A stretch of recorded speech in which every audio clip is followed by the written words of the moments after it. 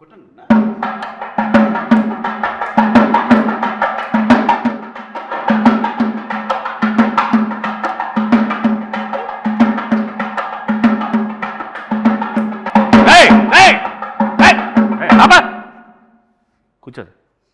నీకు పెళ్లి చేసుకోమన్నాను కదా. చేసుకోమంటావు నాన్న. కట్నం కట్నం కట్నం అంటే ఈ రోజులు ఎవరు ఇస్తారు నాన్న కట్నం? కట్నం లేకుండా ఊరికే ఫ్రీగా వచ్చి ఇంట్లో పెట్టేసి మొత్తం మేము చూసుకోవాలి అమ్మాయిని. ఇంకా అట్లాగే వస్తారు ఈ రోజుల్లో. ఎవరు ఈ రోజుల్లో ఇంటికి వస్తున్నారు ఎవరైనా? ఇంకేం చేయమంటావు నాన్న? కట్నం తీసుకొని పెళ్లి చేసుకో. నీకు కావాలంటే బయటకి ఎక్కడైనా బ్యాంకాకి వెళ్ళి సరదాగా వెళ్ళి వచ్చాయి. ఆయన కూడా తీసుకెళ్ళి.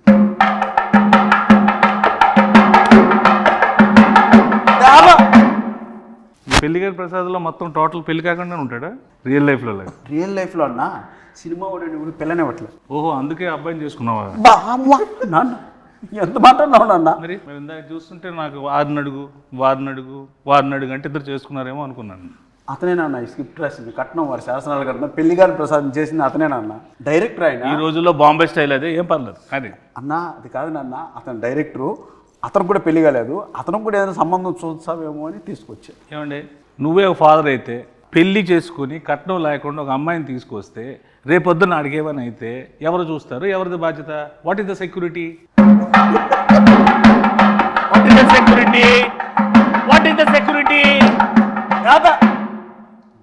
ఈ రోజుల్లో కట్నం తీసుకుని పెళ్లి చేసుకోవడం నేరం. ఎవడు చెప్పాడు? మీడియా చూస్తే అలా తీసుకోకుండా నువ్వు నేరం అంటున్నావు. అది తీసుకోకపోతే నా దృష్టిలో ఘోరం. కట్నం అసలు ఏం చేస్తావు? కట్నంతో ఏవో నేను సామాజిక సేవ చేస్తా, నీలాంటి పెళ్ళిళ్ళు 100 చేస్తా, ఓ పెద్ద ఫంక్షన్ హాల్ పెడతా, అందులో పెద్ద పెద్ద ఈవెంట్లు పెట్టి నువ్వు ఇచ్చిన డబ్బులతో నేను పెళ్ళిళ్ళు చేస్తా. నీకెందుకు? నువ్వు ఫస్ట్ కట్నం తీసుకో. నాన్న సమాజ సేవ చేసుకోవడానికి కట్నం చేయాలన్నా కష్టపడి సంపాదించి ఆ డబ్బులు తెచ్చేద్దానన్న సమాజ సేవ. పాత సినిమాల్లో పావలా తీసుకొని కోటీశ్వరులు అయిపోవడాలు, ఒక సాంగ్లో పెద్దోళ్ళు అయిపోవడాలు, ఒక సాంగ్లో ఇల్లు అన్ని చేసేసుకోవడాలు అన్ని సినిమాలు అవుతాయి. ఇక్కడ అవ్వవు.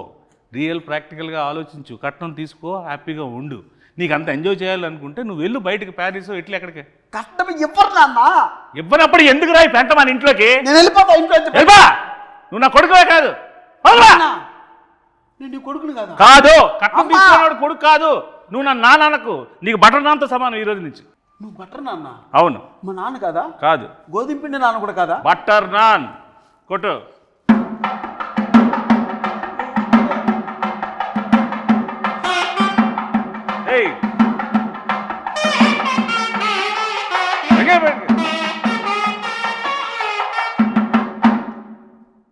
ఇప్పటికీ అర్థమైందా?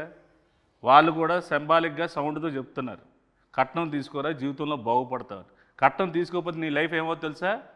ఇలాగ వైలెన్స్గా సైలెన్స్గా ఉంటుంది. అంటే అది కాదు నాన్న, నువ్వు మాత్రం కట్నం తీసుకోలేదు, నన్ను మాత్రం కట్నం తీసుకోమంటున్నావు. బుద్ధి గడ్డి తినే నిన్ను తీసుకోమంటున్నా, నాలాగా నువ్వు అవ్వకుండా ఉండడం కోసం.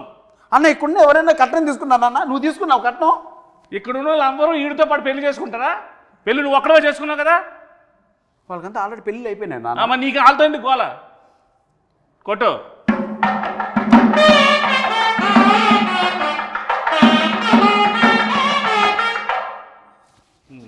చెప్పు నాన్న. యాక్చువల్గా నాన్న, నువ్వు ఏదో కట్నం వారి శాసనాల గ్రంథం ఒకటి రాసి మీ తాత ముత్తాతల నుంచి ఫాలో అవుతున్న రూల్స్ రెగ్యులేషన్స్ నా పైన మోపి నాకు ఏజ్ బయరేంత వరకు ఇలా నిలబెట్టి నాకు పెళ్లి కాకుండా చేసి పాపం మూట కట్టుకుంటున్నావు నాన్న. ఏం పర్లేదు, ఈ రోజు నేను చచ్చిపోయినా నాకేం పర్లేదు. కట్నం తీసుకుని హాయిగా చచ్చిపోతా. నువ్వు మాత్రం నాశనం అయిపోవడం నాకు ఇష్టం ఉండదు. నీ మంచిగా చెప్తున్నాను రా. ఒరే గుడ్ కళ్ళద్దాలెట్టుకున్న ఎదవా. నాన్న నువ్వు వెళ్ళిపోతే నాకు ఇంకో నాన్న ఎలా వస్తారు నాన్న? నువ్వు పెళ్లి చేసుకుంటున్నావు కదా, నీ దగ్గర డబ్బులు లేవనుకో, 4వ రోజు 5వ రోజు అదే వెళ్ళిపోతుంది. నీకు అప్పుడు తెలుస్తుంది బాధ ఏంటో. కట్నం ఉందనుకో, నీకు సెక్యూరిటీ ఉంటుంది, నాకు సెక్యూరిటీ ఉంటుంది. కట్నం కట్నం అనద్దు నాన్న, మీడియా ముందు ఉన్నాం మనం, అరెస్ట్ చేస్తారు మళ్ళీ ఇద్దరిని. మీడియా వాళ్ళు ఎలాంటి వాళ్ళు తెలుసా? కొట్టు.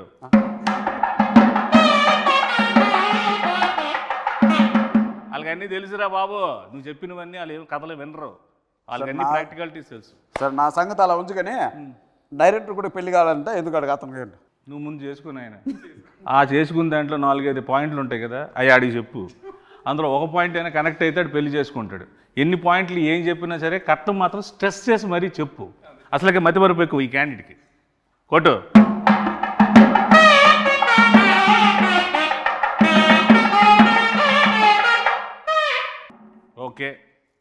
అయిపోయింది, ఇప్పుడైతే కాన్వర్జేషన్ అయిపోయింది. అసలు ఏంటి ఈ పెళ్లి కాని ప్రసాద్ ఏంటి, ఇందులో ఇంతమందిగా నువ్వు ఉన్నావేంటి, ఇన్ని ఎక్స్ప్రెషన్ల కారణం ఏంటి, దీనిలో ఉన్న కథ ఏంటి, దీని వెనక ఉన్న కథ ఏంటి, నువ్వు జనాలకు ఏం చెప్పాలనుకుంటున్నావు? ఈ సినిమా చూస్తే పెళ్లి కాని వాళ్ళకి పెళ్ళి అయింది. పెళ్లి కాని వాళ్ళకి పెళ్ళి అయింది. పెళ్ళి. ఓహో, పెళ్లి కాని వాళ్ళకి పెళ్ళి అయింది. పెళ్లి కాని పెళ్ళి అవుతుందా అంటే పెళ్ళి ఎందుకు అవుద్ది? అంటే పెళ్లి కాని మగజాతి ఆనిమితులకి అందరికీ ఓహో, ఈ సినిమా చూస్తే పెళ్లి కాని వాళ్ళందరికీ పెళ్లి అయిపోతుంది, పెళ్ళి అయిపోద్ది, కుజు దోషం పోద్ది. వెరీ గుడ్, కొత్త దోషం వస్తుంది రాదా? కొట్టు. సరే, ఇందులో మా ప్రసాద్ క్యారెక్టర్ ఏంటి, మా ప్రసాద్ ఏంటి ఇందులో పర్ఫార్మెన్స్? పెళ్లి కోసం కష్టపడుతూ ఉంటాడు, వాళ్ళ నాన్న 2 crores కట్నం కోసం ఇబ్బంది పెడుతూ ఉంటాడు. ఓకే, అంటే అన్న ఈ స్క్రిప్ట్ యాక్సెప్ట్ చేసే ముందు మన ఇద్దరి మధ్య ఒక అన్నదమ్ముల అనుబంధ సంబంధంగా చెప్తున్నాను. ఇంతకుముందు మనం చాలా సినిమాల్లో చూసారు, ప్రియాంక చిత్రం, లవర్స్, ఎక్స్ప్రెస్, రకరకాల ఎక్స్ప్రెషన్స్తో మనం చూసాం. సో ఆ సప్తగిరి అనే వ్యక్తి ఒక 7-8 yearsగా మీరు అలా ఎక్స్ప్రెషన్స్తో వాటితో చూశారు.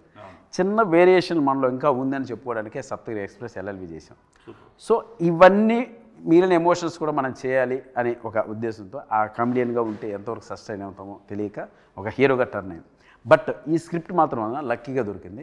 సప్తగిరి కాంబో కూర్చుంటే సప్తగిరి చుట్టూ ఒక 7-8 మంది సప్తగిరిలు ఉంటారు, వాళ్ళు కామెడీ చేస్తుంటారు. సో ఆ సీన్స్ వర్కౌట్ అయినాయి కాబట్టి ఈ సినిమా యాక్సెప్ట్ చేయడం జరిగింది, రిప్రజెంట్ చేస్తుంది. అందుకే ఆ ఎక్స్ప్రెషన్స్ నా చుట్టూ చేసే వాళ్ళ ఎక్స్ప్రెషన్స్ అనమాట. సో దాని క్యారెక్టర్ నువ్వు చేయకూడదు కాబట్టి నీ చుట్టూ నీ సోల్స్తో ఎంటర్టైన్ చేయించారు. వెరీ గుడ్, కాన్సెప్ట్ మీదేనా? మా రైటర్స్ ఉన్నారు. వెరీ గుడ్, సూపర్, బాగుందండి. Thank you. వెరీ గుడ్, కొట్టు.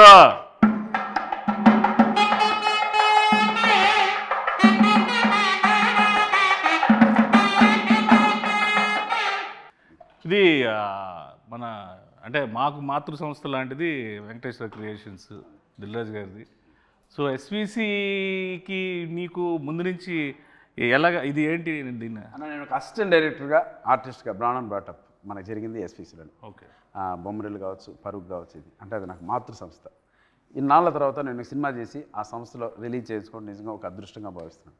ప్లస్ మనకు రాజ్ సార్ కావచ్చు, శిరీష్ అన్న కావచ్చు, వీళ్ళు ఎంత క్లోజ్ ఉన్నా, ఎంత మనం మాట్లాడినా వాళ్ళ కంటెంట్ నచ్చందే, సినిమా నచ్చందే, డౌట్ లేదు, అందులో డౌట్, లోపలికి అడుగు కూడా పెట్టినాడు. సో నా పైన ఉన్న గుడ్ విల్తో ఒకరోజు వెళ్ళి శిరీష్ సార్ని, రాజ్ సార్ని కలవడం జరిగింది. అన్న మీరు ఒక్కసారి నా సినిమా చూడండి, మీకు నచ్చకపోతే 10 నిమిషాలు చూడండి, మీకు కంటెంట్ కనెక్ట్ కాకపోతే నాకు మీరు ఏ హెల్ప్ చేయకుండా నాకు నా మాటకి శిరీష్ అన్న గౌరవం ఇచ్చి ఒకరోజు వారిని ప్రసాద్ ల్యాబ్లో నేను చూస్తాను, షో వెయ్యి, నాకు నచ్చకపోతే 20 minutesలో థియేటర్ నుంచి బయటకు వెళ్ళిపోతా, ఎందుకంటే వాళ్ళది చాలా crucial and valuable time. Cinema చూసి చాలా బాగుంది గిరి, దీని వెనక అండా దండా కొండగా మేము నిలబడతాం, మీరు ప్రమోషన్ స్టార్ట్ చేయండి అంటే అంత పెద్ద వ్యక్తుల ఆశీర్వాదం ఈ సినిమాకు దొరికింది కాబట్టి ఈరోజు ధైర్యంగా ఈ ప్రమోషన్ స్టార్ట్ చేసాం. వాళ్ళ బ్లెస్సింగ్స్, అలాగే ఈ సినిమాని నేను అక్కడ చూపించడానికి నాకు ఉపయోగపడ్డాను మా స్నేహితుడు అనిల్ రావుపూడికి. అండ్ ఫస్ట్ టైం నుంచి స్క్రిప్ట్ స్టార్ట్ అయ్యి షూటింగ్ స్టార్ట్ అయిన దగ్గర నుంచి మాకు బ్యాక్ బోన్లో నిలబడ్డ మారుతి అన్నకి, అంత నిజంగా వాళ్ళందరికీ చేతులు జోడించి కృతజ్ఞతాపూర్వకంగా నమస్కారం జరుపుకుంటాను. Thank you. సో ఇందులో మ్యూజిక్ ఏంటి?